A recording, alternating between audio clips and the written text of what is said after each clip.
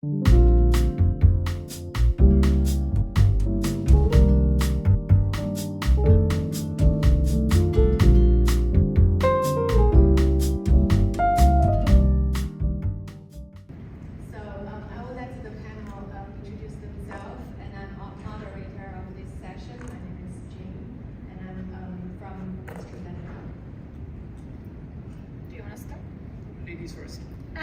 thank you. So hi everyone. So Nuray, Yurt, I think for those who were able to catch my speech in the morning, small welcome. I'm the PMSA president for the current year, and I've been volunteering for PMSA for about 10 years. And my day job is that I'm leading forecasting and research capabilities at Merck.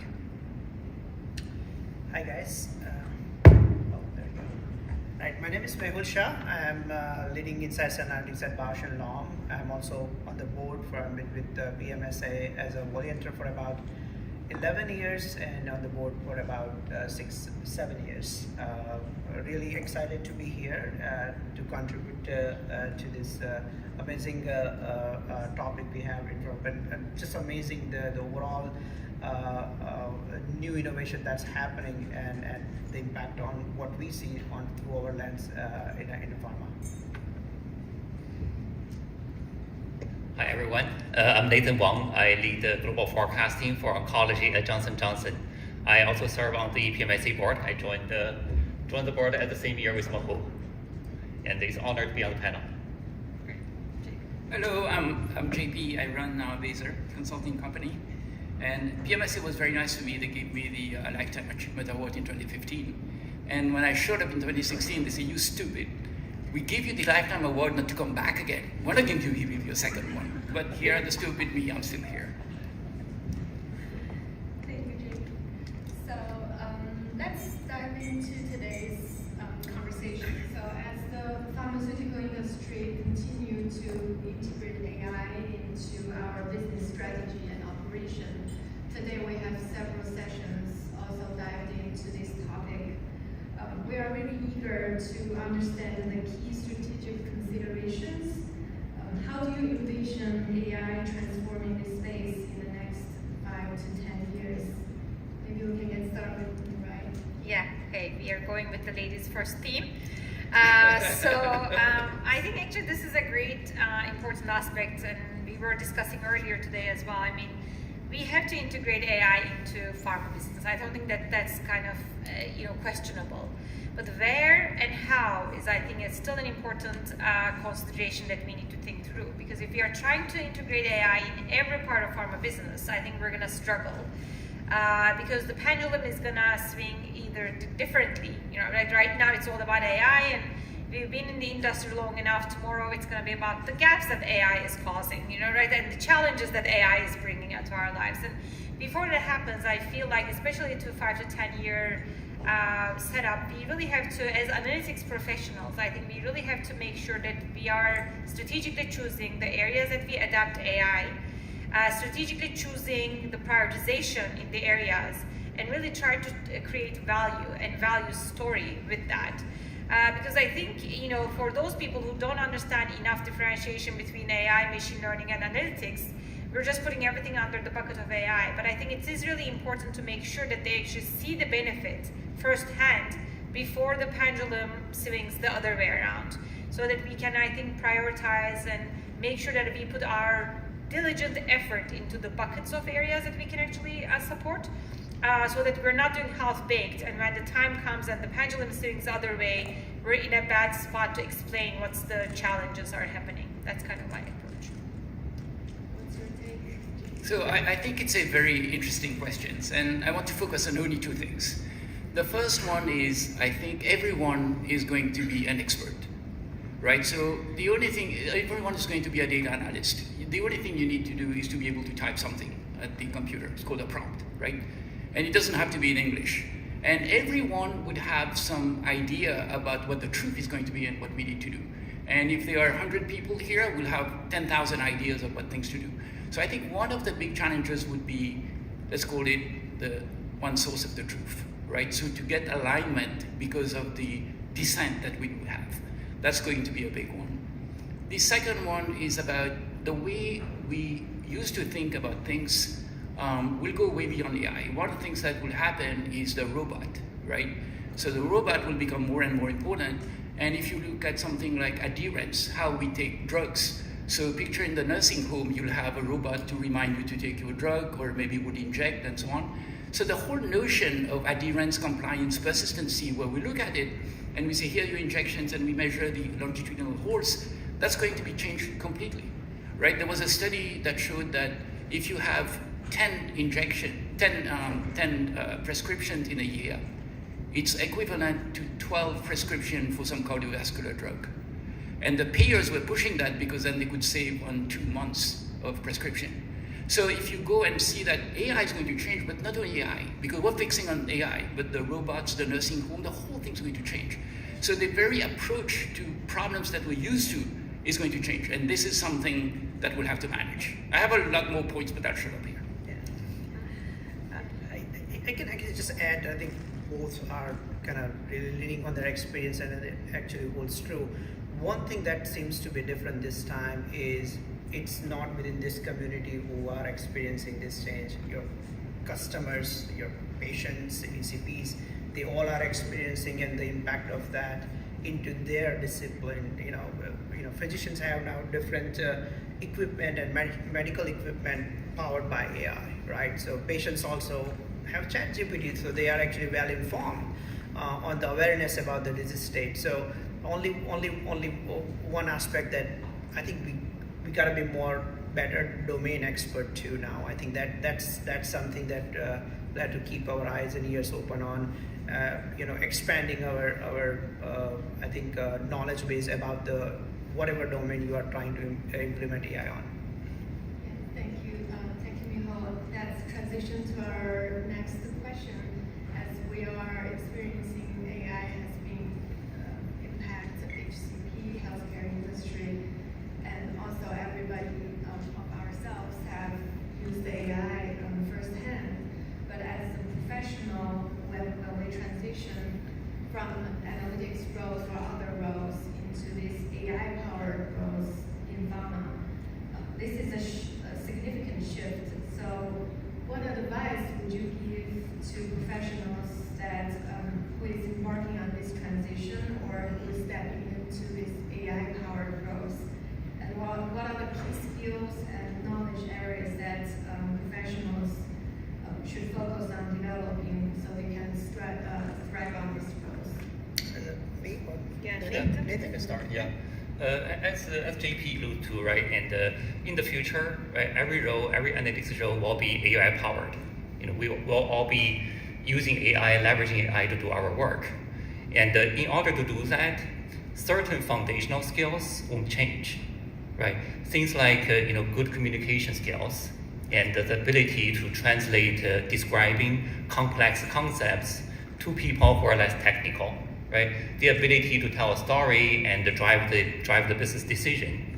So those skill sets are very important, regardless of what kind of analytics we have. Right? In the AI world, of course, we need everybody need to build some robust knowledge in the AI, machine learning, and the data science area. Right? Have the knowledge of the key concepts, right? So that we can live up to the challenge of the new world. I think it just aptly put it. I think I would just add only a couple of points. One is let your team kind of really look out and instead of looking, like attend symposiums like this one or PMSA or any other conferences that can be benefited. So they have to expand their knowledge base for sure, because as Nathan rightly put, I think the storytelling aspect is going to be key. You will still require someone to interpret what actually AI is telling you to in a simple English. Now, guess what? LLM is doing a great job, but still not there, right? But I think more and more knowing about the in tune with what the advancements are happening in this space and ability to really interpret what the results are. And are they verifiable, reproducible results, right? So I think in that where I see the individual contributor or someone who's coming into AI will continue to play a bigger role, right? Yeah, thank you for this a segue as we talk about the individuals now, talk back to the industry and how the AI initiatives are showing some impact. Even today we have wonderful sessions that discuss how the field alerts were deployed and we start to measure those impacts, even it's still complex and many companies are still tackling those questions.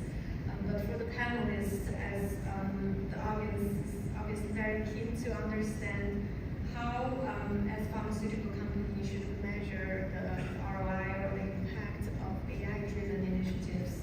And if you can share some examples of AI initiatives that have significant impact, and also what the metrics or methodology are you thinking or you've tried that's effective in evaluating the success and the AI initiatives.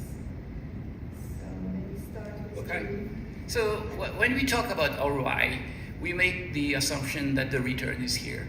I think that with the AI, since it's very new, nascent, we're not sure we're going to get the results that we want. So one of the things we need to do is to run a bunch of experiments.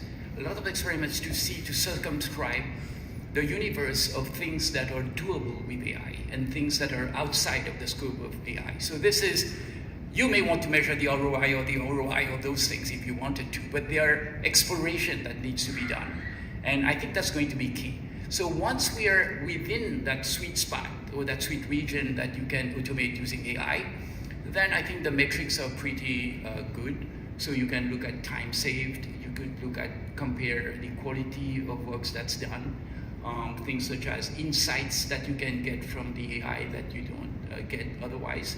Then I think that becomes pretty easy. But I think we are not there yet. So talking about the ROI of AI project, I think is a little premature, and we need to make sure that they are tasks that lend themselves to AI and tasks that are very, let's use the word recalcitrant, right? They're kind of tough to use using AI.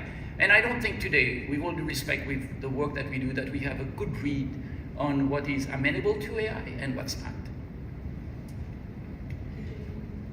Yeah, I think GB kind of captured it. Actually, I'm looking at what Nuray actually said. This is where the pendulum thing will come into play, right? So if we set the clear objectives, an objective very well be that is something that how it's tied to the business objective, what you're trying to solve for, and that would never change. The way we calculate ROI right now, probably that's the same way. Now the way you measure might be different, right? You could have some quantitative metrics, but some might be a qualitative metrics, because some of the things that we see with LLM is actually elevates the experience from the user perspective.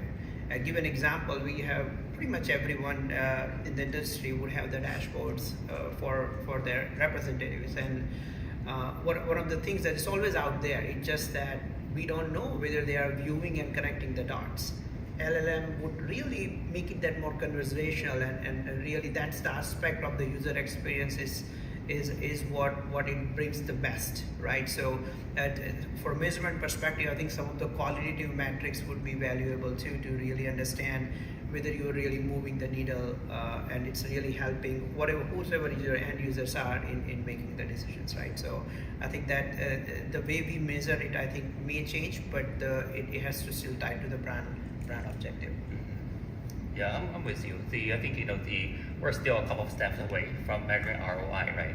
At the current stage, we're still at the early stage of building AI applications to prove the concept. And the first is the things we built and to come out with the results we expect.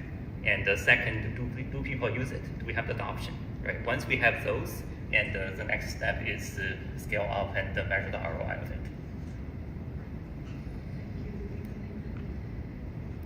As we dive into the impact of these AI-driven initiatives, also thinking of how we can potentially avoid some potential pitfalls from the AI projects.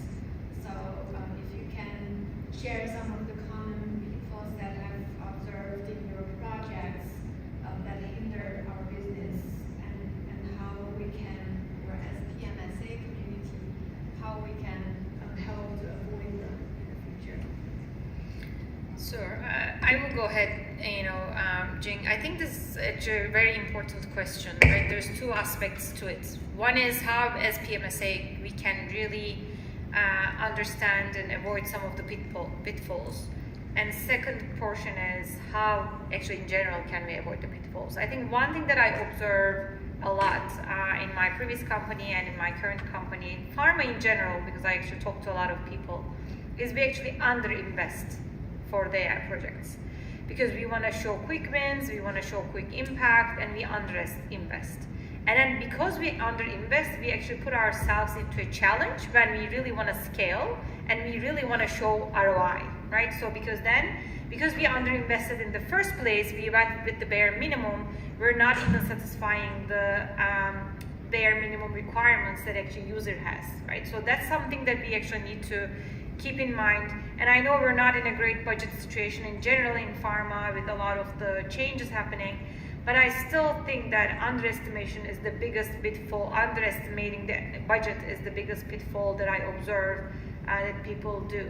And I think PMSA community is actually very helpful in this setup. I actually have a lot of my conversations with our vendor partners as well as other pharma companies to really understand the required investment that's needed.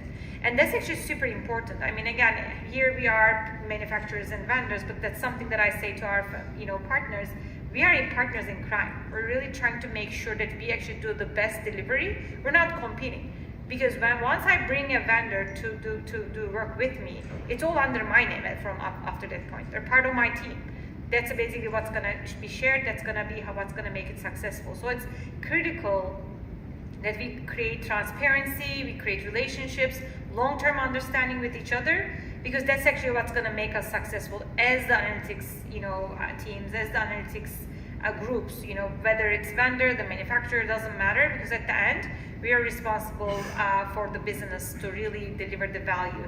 And I think we should definitely utilize those opportunities, as we mentioned, learning, growth, all of that, but also creating real partnerships and long-term partnerships beyond just transactional alignment. I think will definitely help us with the AI-powered projects.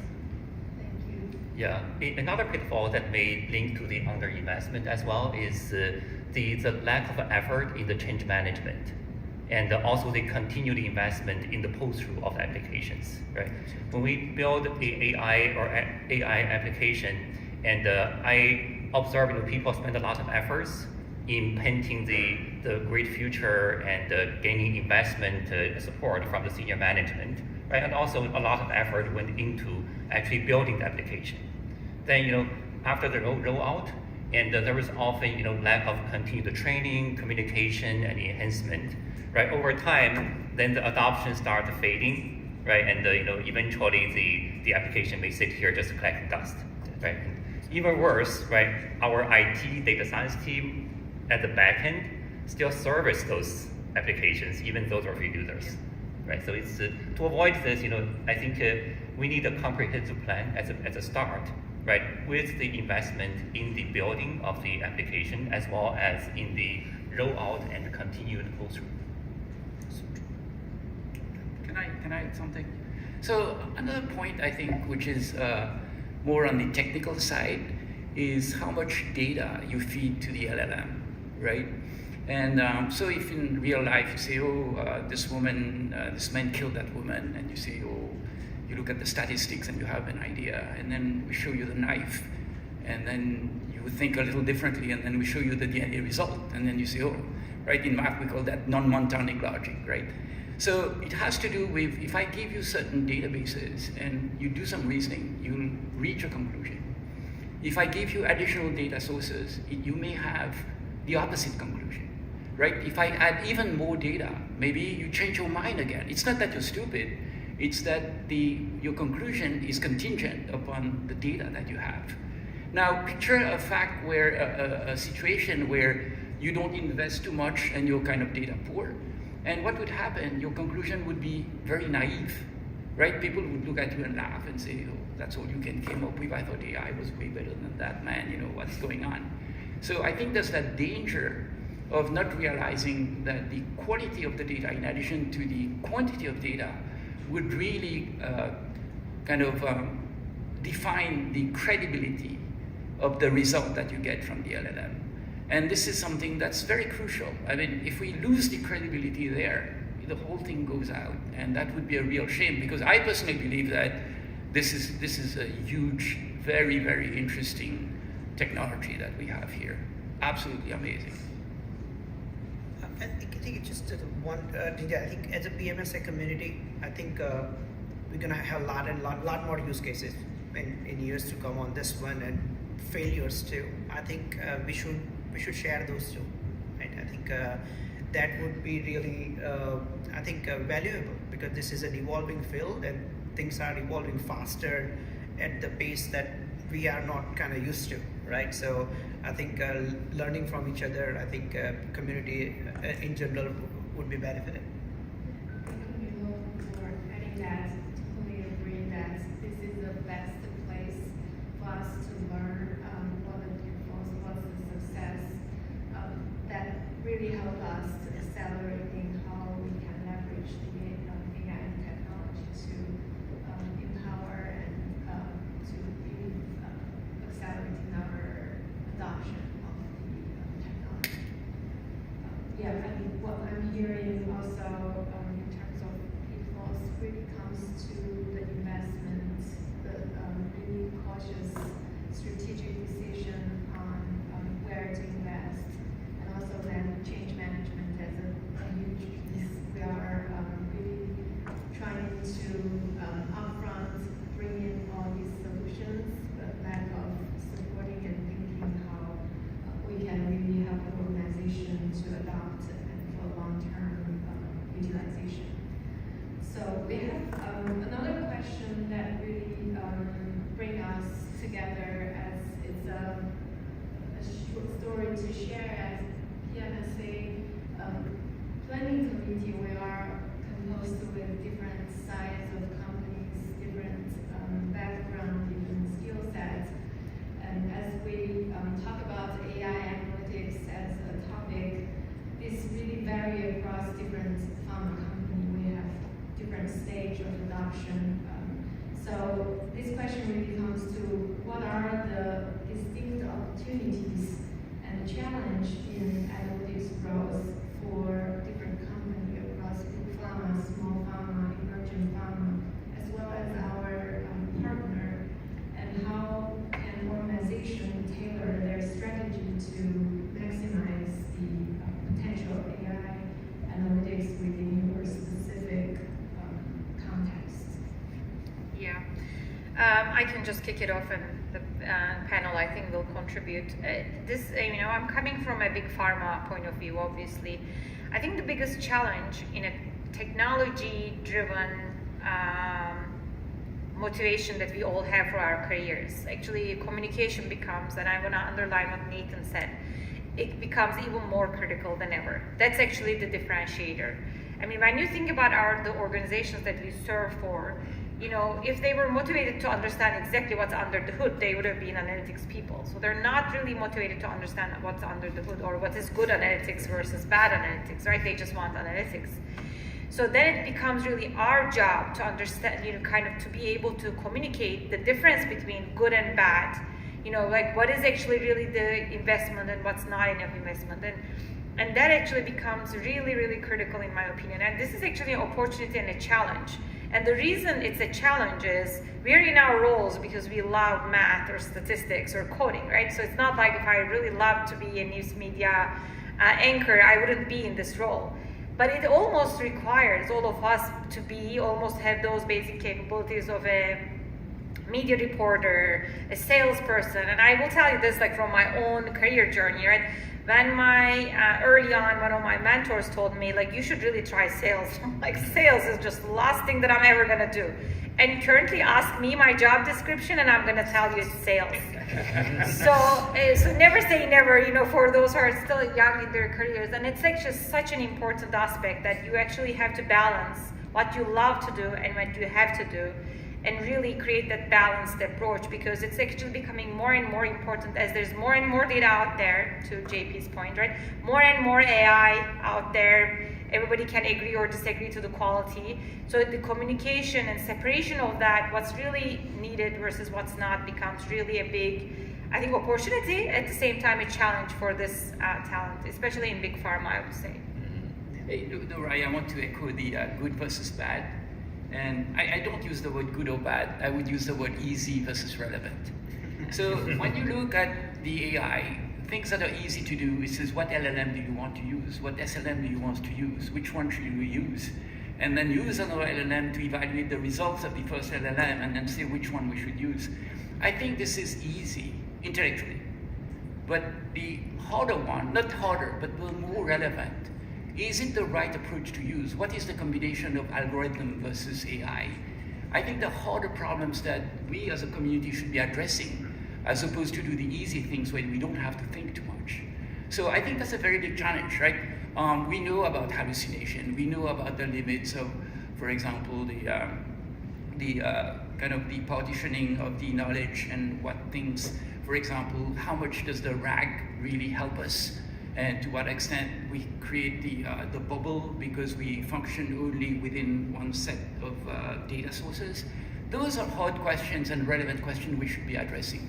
I think it's very easy to take the easy questions and show that we're busy and we're doing a lot of things, but not really answering the relevant questions. I think that's a big challenge that we have to face. Yeah, I work for another big pharma. I can totally relate to what Nuray was saying, right? And especially in big pharma, and as an analytics leader, it's more important to be a good salesman. Because big pharma's organization is complex. You want to do something, and you have to walk the square and get support from 50 stakeholders, right? And it's just slow things down, and you need a lot of effort to do that. I'm the only one actually at the client that represents big pharma or small to mid pharma. But I gotta say, leadership top to bottom, from CEO to the mid-level management to individual, everyone is excited about this because they actually, CEO, I really actually think that this is a level playing field. This is really bridging the gap, right? So at the end of the day, what we are in the business of is to understand from the data to the insight to call to action, right? I'm trying to bridge that gap.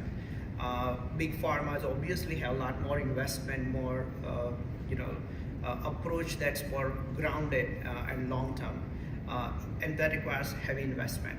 This one essentially kind of bridges that gap too. So they are seeing it as a use case basis, but make that decision. Money would be there. Go and do it, less bureaucratic. So they see it as more of a flexibility and innovation that what mid pharma kind of offers.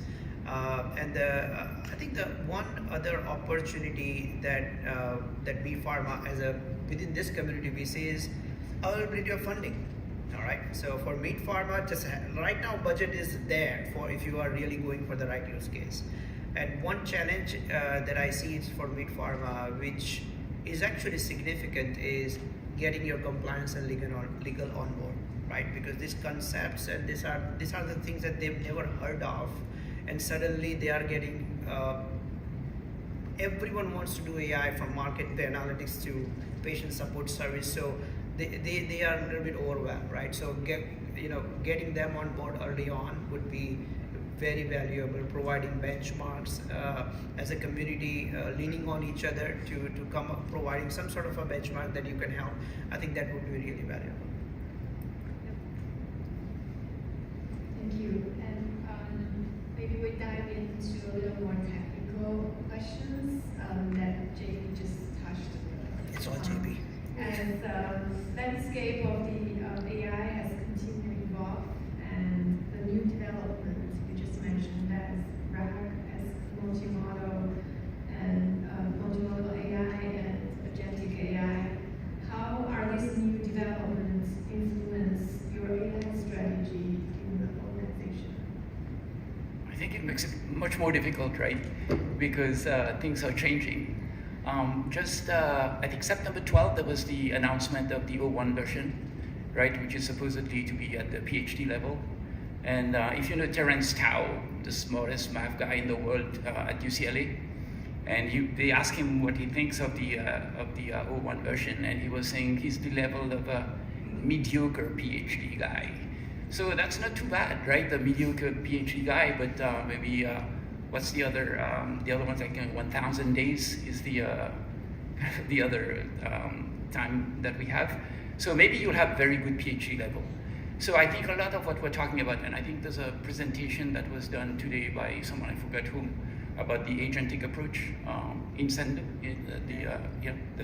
So I think those are good things that are happening, and it makes our strategy a little more difficult to get a handle on it, because the things that we're looking at, they're changing as well.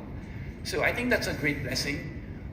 If you take a step back and look at this technology, I think for me it's really, really cool because it's conversation. So I heard of some professors at university that decided not to teach anymore because they say that the AI would do a better job. And the reason for that is that normally we give lecture as professors, and whereas this thing you can interact. And so basically you can ask questions where you have difficulties, you don't understand, and you can zero in. Another way to look at this is do you prefer to watch a video or play a video game? Because the video game, you can move it the way you want to move it. Whereas the video is like one way you have to watch the video, right? So you can see that this is super exciting. One of the things about teaching or even learning is debugging. So oftentimes when we don't understand something, there's something an assumption that we have wrong, or something that we're not thinking of, and that's why we miss something we don't understand. And if the AI is smart enough to debug you, and we say, oh, by the way, remember that stuff, or you're thinking it this way, but actually it's the other way around, and then you go, yes, silly me, I get it, right? So I think that's going to have a huge impact on the way we deliver and consume the info, whether it be in general or commercial analytics or medical affairs, whatever stuff, but that's going to be very huge.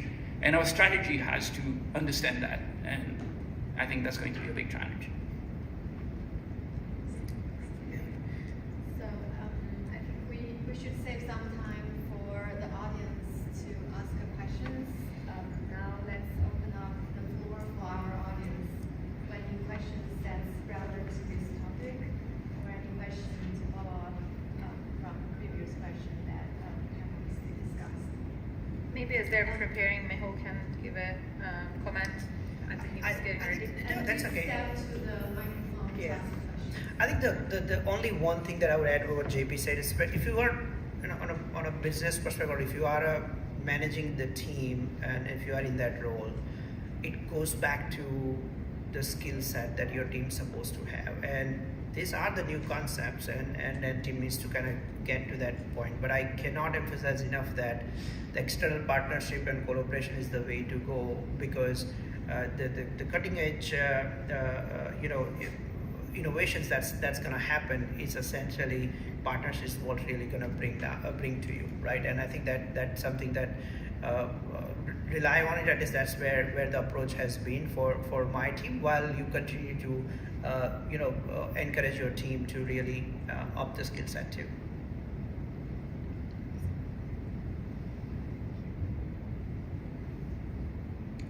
Yeah.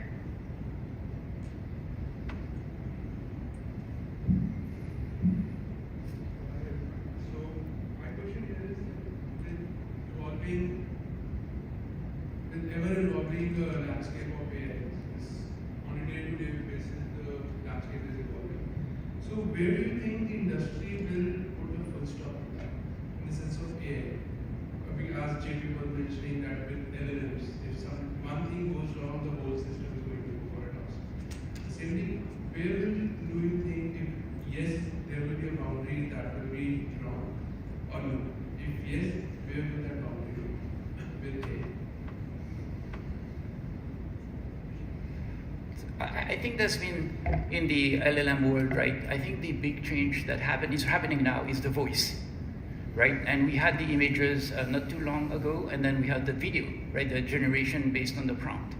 And to some extent, I think that when you talk with someone, whereas opposed to when you read something, or someone talks with you, not the monotonic PDF voice that we used to have, but real good voice that we have with the LLM today, I think people would absorb information much more, and it's going to be much more convincing. That's a good thing, that's a bad thing as well, because if we sell you crap like in politics, then people will buy that, right? So I don't know about a kind of a marker where people would change it, but I think it has to be with the medium, right? So essentially up to now it was text, and then we have a voice, and then we have videos, right? And I think those are big markers in terms of the evolution of the LLM. And I think those maybe kind of define it, but not the sophistication, because it's kind of tough to say your LLM is smarter.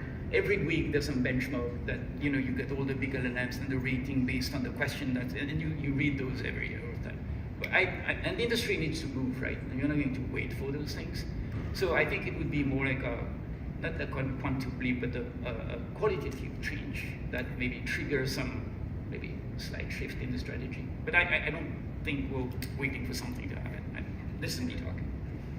Yeah, if your question is about whether industry will put a stop on AI at some point, right? 6 months. Yeah. 6 months. Yeah, I don't think it will put a stop on it. But I also, per Nuray's point, I don't think it's going to be a straight line going to the advancement either, right? So things will, there are a lot of hype today, and maybe we built something, it's not quite live up to it, and we went back, and then we advance again. Right? It might be take some zigzags to go there.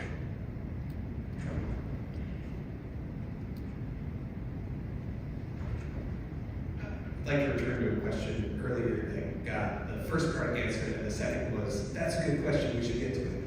Could you give an example or two from the last year and a half that you tried something in AI and it didn't work? Help someone else not bust their knee on that one. I had a recent experience myself. Okay, See, it's not building something; it's using AI for something. So we did a culture survey in our organization, right, and collected verbatims from a lot of team members, on our culture. So I was thinking, hey, maybe I can leverage ChatGPT to help me bring out the key takeaways. So I give those to ChatGPT, and also ask ChatGPT for every key points you give me, and give me a couple of verbatims that the support the point, right? For sure, 5 seconds later, I got the results. Very impressive, and I then I try to look up those verbatims that AI quoted. It's not there. Hallucination. So that's what we talked at the lunch table, right? The one downside of AI is AI can confidently tell you something wrong. So it's important to continue validate and monitor what AI gives you.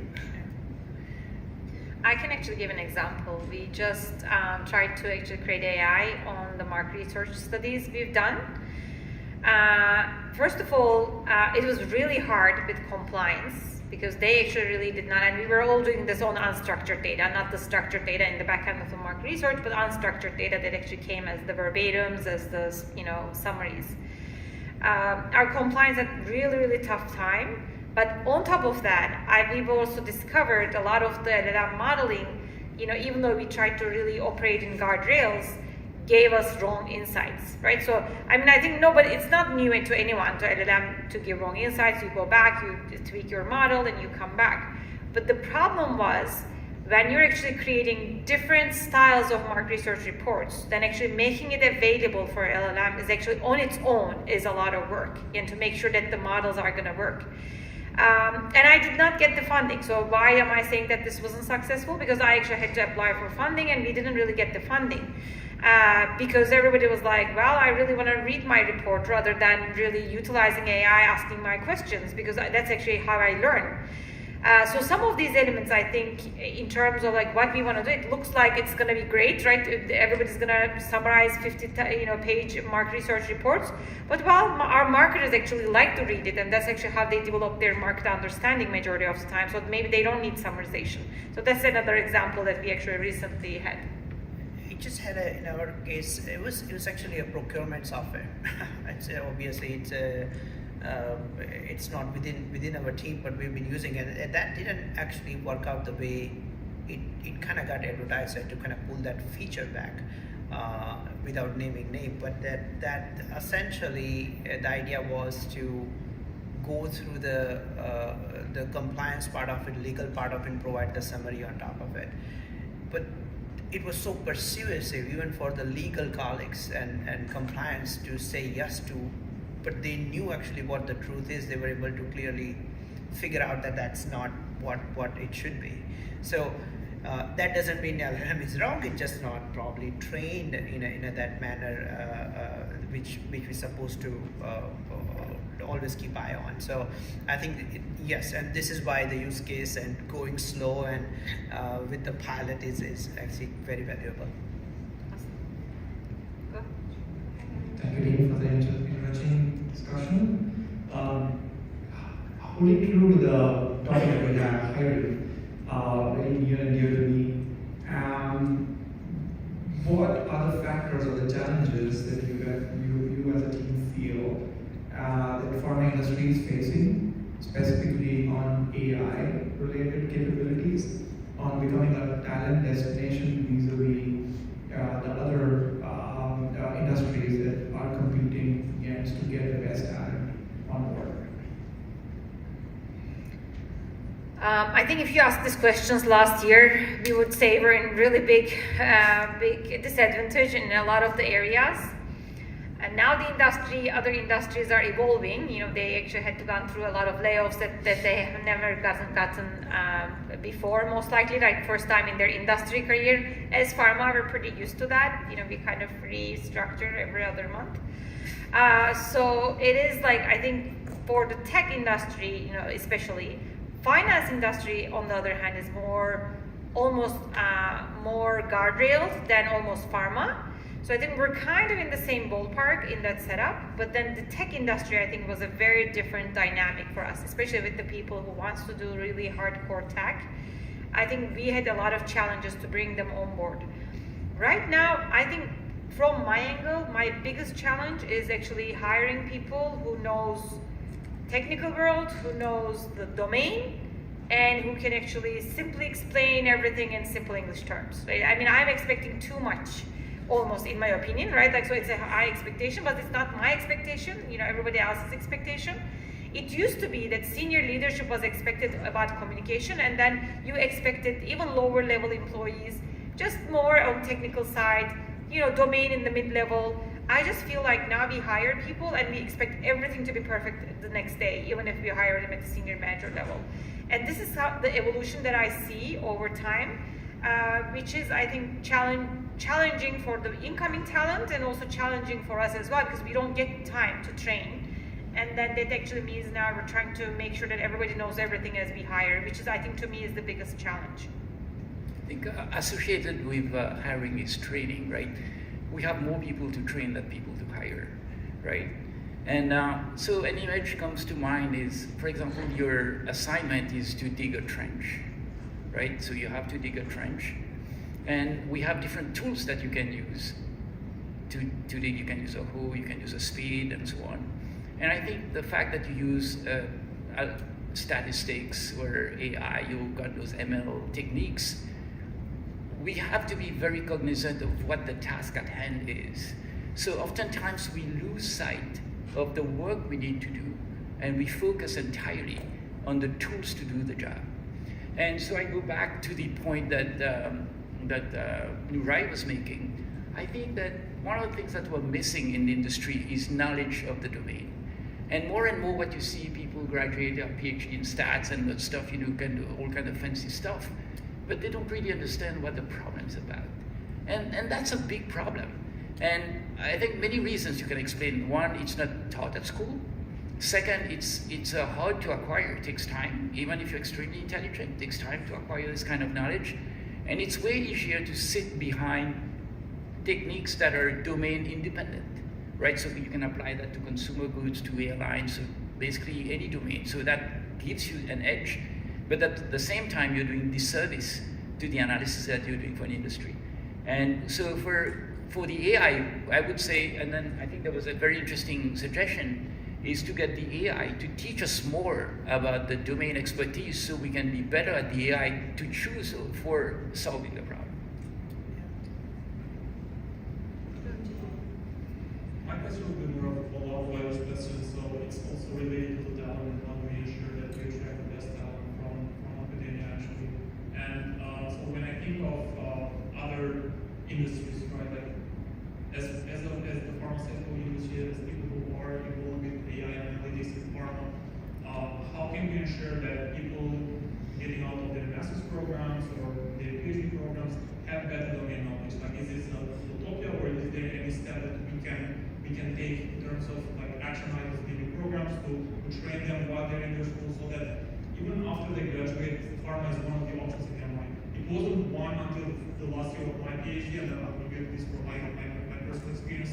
I have students that this is not like the first go-to industry that they think of, that hey, I'm gonna apply to a pharmaceutical company. So maybe like creating a career path for them, maybe like making this like lucrative enough to rise point that especially now this might be our opportunity to attract them to pharma, given that there are not really many options in other industries. I just would like to hear your thoughts on, is it an internship program? Is it like maybe having more like capstone, like better collaboration with universities? And we're lucky to be in locations like University of Chicago here, is like 20 minutes from here. In New Jersey, we have like so many good universities that are like great career talent pools in my opinion. So Andy, what we're doing is not exactly that, but we're building a tool called Data X-ray. So the tool, what it does, it analyzes data and it tries to bring in the knowledge expertise. So for instance, you type in, you say, I'm interested in prostate cancer. The software comes back to you and says, the average age of diagnosis is 67 years. And at 65 years old, we have Medicare. 13% of the people that have Medicare are less than 65. So we expect that looking at the data, you'll have the bulk of the people would be under Medicare. Your data is saying 50-50 commercial Medicare. I think we have a problem. So this kind of comment is domain expertise comment, right? Because when you look at it, you cannot know, you want something to bridge the gap here. It connects the peer with the age and the stuff, and this comes directly from the domain. I have a bunch of examples. For example, women are 4 times more likely to have migraine than men, right? That's basically the stats. And if we look at the data, you see how female, male are equal. We're not saying the data is wrong, but the onus is on you to prove that the data is correct, right? So I think with this is what we're doing in the Data X-ray, the project that we have. So it tries to bring in the gap and then talk about what the industry, I believe, forgets about is the caveats of the data. So you don't have VA, you don't have Florida cancer specialist. The lag between MX and RX about 3 months. The capture rate of the hospitals are around 15%. Those are things that you don't learn in a PhD stat. This is something you learn in our industry. So if we have an AI tool that's more, this is what my project, right? It's kind of my last PhD of my life. Try to move the data and bring the caveats bring it to light to the person doing the analysis. Do you realize the caveats of your data? Before you open your mouth and say something stupid to upper management, did you realize here are the points you need to consider? I think that would help a lot, the industry to kind of be more cognizant of the caveats and the holes in data and not stop, but reduce us kind of jumping and say stupid things from the data. Well, I think Andy's question is more fundamental. I agree. Than your commercial. I I think think it's about, do they know who these claims are? Do they know what it is?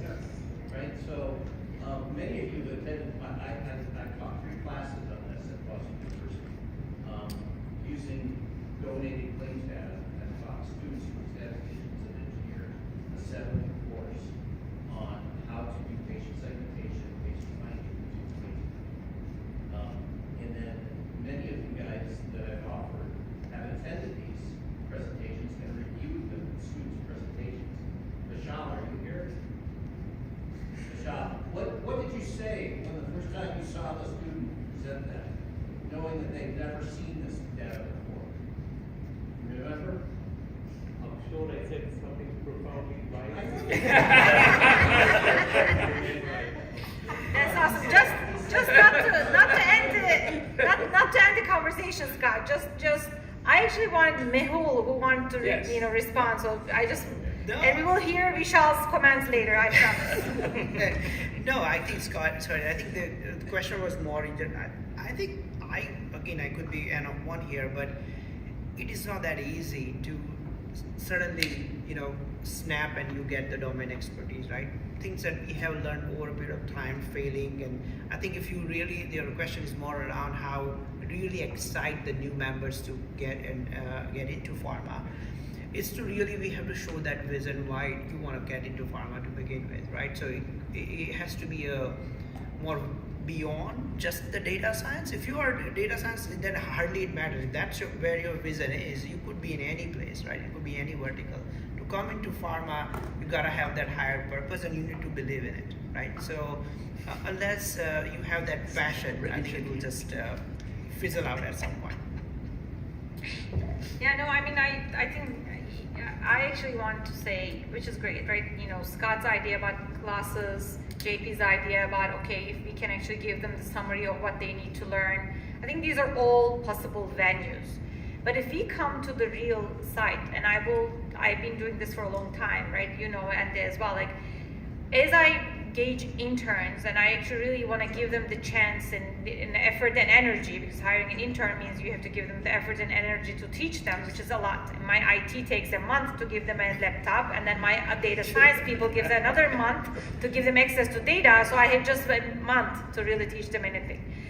But I think what challenges us, and I will tell you this for pharma, traditionally, pharma path has been coming from consulting. So consultants and our vendors and our partners like JP trains people and then we hire them. But right now, the speed is not enough. And that's actually why we are at a gap where we're hiring people outside of PhDs, we're hiring junior talent with no training. And as pharma, we're not ready to give that training because we've never done it. That's not in our programs. We don't have 6 months to say that, okay, learn this, learn that, because a lot of our vendor partners I know have that. And I think that's actually a gap that we need to brainstorm, because one of the struggles I also have, I get a lot of interns, but I cannot give them job guarantee. Finance gives them job guarantee, right? In 6 months, I don't know the new structure is going to be, so I can't really tell them that there's going to be a job for them.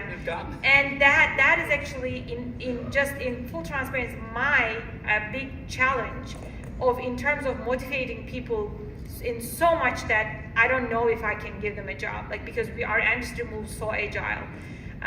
Finance and IT, this is actually different, right? We actually blame them.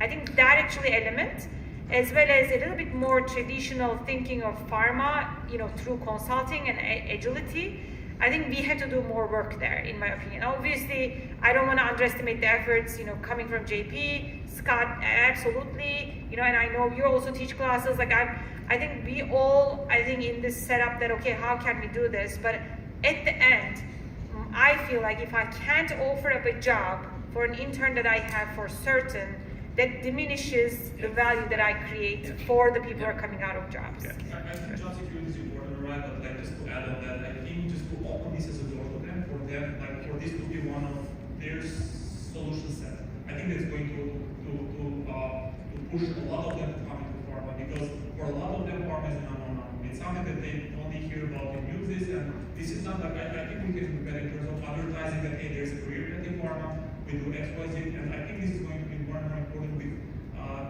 having tools more complicated like Gen AI, right, which require more sophisticated and are really technically challenging as well. But I just wanted to Thank you. Thanks for sharing your perspective. Thank you. Thank you. Thank you for sharing, and thank you for our esteemed panelists for sharing their insights and experience with us. So this brings us to the end of today, and today's discussion and all the sessions are really shed lights to the crucial aspects of building the data science and analytics team that will shape the future of our industry. So we hope these insights shared today and the learning you take away will serve as a catalyst for our further innovation in this rapidly evolving field. So we extend our deepest gratitude to our panelists and also to all of you today coming to the session, engage with the presenters and engage with Thank you. I just want to say, for those who have been waiting to ask questions, feel free to find us in the networking event. We will be happy to help that. So thank you. Thank you. All right, thanks everyone. Thank you.